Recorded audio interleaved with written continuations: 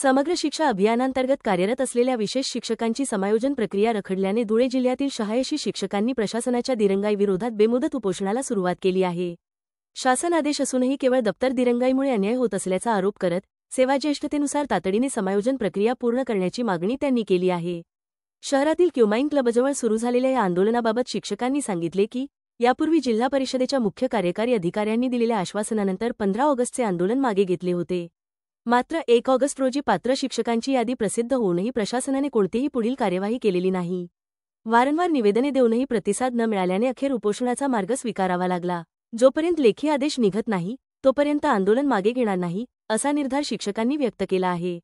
या आंदोलनात वीरेंद्र सूर्यवंशी, अमरदीप वानखेडकर, गोकुळ पाटभल, अनिल पाटील, विलास पाटील, गोरखनाथ कानडे, पंडित कढरे, हिरालाल चव्हाण, हेमंत पाटील, बासुदेव पाटील, ललित भामरे, भगवान खांडेकर, महेश भामरे, सारिका खैरे, प्रतिभा अहिरे, नम्रता सोनवणे, तेजस सोनवणे, ज्योती पवार आदी मोठ्या संख्येने सहभागी झाले होते।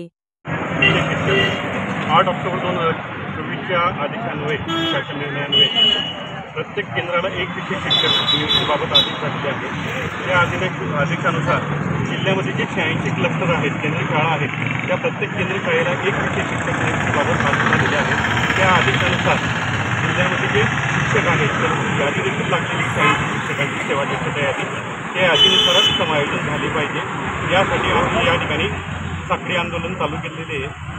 हे 3 दिवस साखळी उपोषण असेल, त्यानंतर बेमुदत आमरण उपोषणाचा पवित्रा या ठिकाणी घेतला जाईल। विनंती एकच आहे आपल्या माध्यमातून की 86 शिक्षकांची यादी लावलेली आहे त्या यादीनुसारच काम झालं पाहिजे आणि समायोजनाचे आदेश निर्गमित झाले पाहिजे। या ठिकाणी आपल्या माध्यमातून विनंती करण्यात येत आहे।